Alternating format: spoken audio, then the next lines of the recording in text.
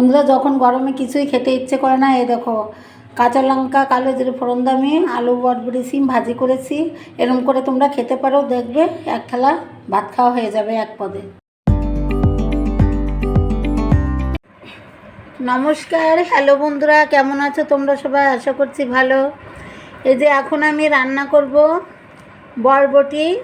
কী দিয়ে ভাজি করব বলো তো বন্ধুরা? এই দেখো আলু নিয়েছি, আলু দিয়ে বরবটি ভাজি করব, দারুণ লাগে খেতে। কালো জিরে ফোড়ন দেবো আর কাঁচা লঙ্কা। তার জন্য প্রথম থেকে ভিডিওটি শেষ অবধি দেখতে হবে। আশা করছি তোমাদের ভালো লাগবে।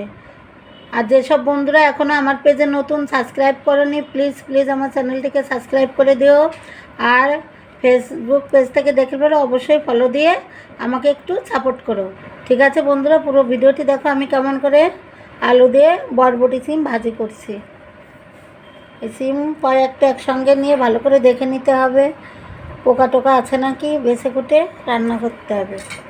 এই গোড়া থেকে একটুখানি কেটে ফেলে দিচ্ছি, এই যে বোটার কাছ থেকে। তোমরা যেরকম পছন্দ করো এই যে সেই অনুযায়ী কেটে নেবে। আমি এই যে এরকমভাবে কেটে নিচ্ছি পিস পিস করে, এই যে এরকম করে কেটে নিচ্ছি। তাহলে সমস্ত বরবটিগুলো আমি এভাবে কেটে নেব। কেটে কুটে আবার তোমাদের সঙ্গে ফেরত আসছে, আমার সাথেই থাকো। এই যে আমি আলু বরবটি কেটে নিয়েছি, ভালো করে এখন জল দিয়ে কষলে ধুয়ে নিচ্ছি। বরবটির ভিতর বন্ধুরা অনেক সময় ওই যে চিকন পোকার মতন থাকে, এগুলো বেছে কুটে তারপরে নেবে, ধুয়ে পরিষ্কার করে। জল দিয়ে আমি কিছুক্ষণ ভিজিয়ে রেখেছিলাম, এবার কষলে ধুয়ে নিচ্ছি ভালো করে। নিয়ে একটা আলাদা পাত্রে জল ঝরিয়ে তুলে নিচ্ছি।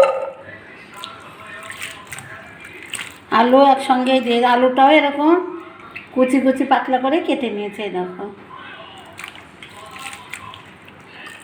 তোমরা আলু যদি না দিতে চাও নাও দিতে পারো। আমি অল্প একটু আলু দিয়েছি, আমার ছেলে আলু দিয়ে ভাজা পছন্দ করে বরবটি, এই জন্য একটু আলু দিয়েছি। বন্ধুরা, এই যে আলু বরবটিগুলো ভাজার জন্য আমি চলে এসেছি। কড়াই বসিয়ে দিয়ে তেল গরম হয়ে গেছে। প্রথমে আমি কালো জিরে আর কাঁচা লঙ্কা ফোড়ন দেবো। এই যে কালো জিরে দিয়ে দিচ্ছি,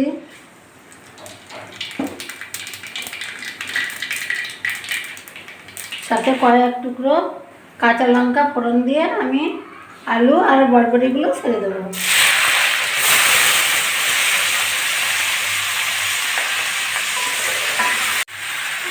দিয়ে দিচ্ছি স্বাদ মতো লবণ। আমি আর এক্সট্রা কোনো জল দেবো না, বরবটি আর আলু থেকে যে জলটা বেরোবে সেই থেকেই সিদ্ধ হয়ে যাবে। জলটা লো টু মিডিয়াম আছে রেখে আমি ঢাকা দিয়ে দেবো। দিয়ে দিচ্ছি স্বাদ মতো, এই পরিমাণ মতো হলুদ, লবণটা দিয়ে দিচ্ছি, হলুদটা দিয়ে দিলাম।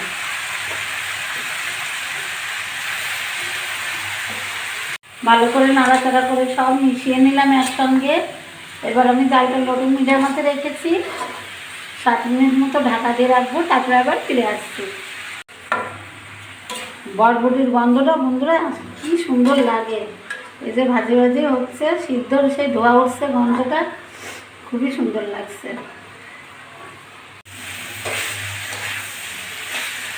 যে আলু বরবটি আর একটু পরেই নামিয়ে নেব।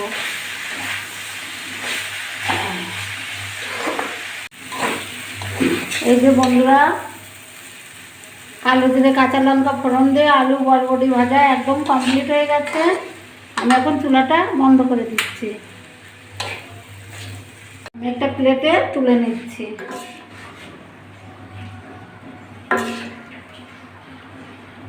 কেমন লেগেছে কালো জিরে কাঁচা লঙ্কা ফোড়ন দিয়ে আলু বরবটি ভাজি?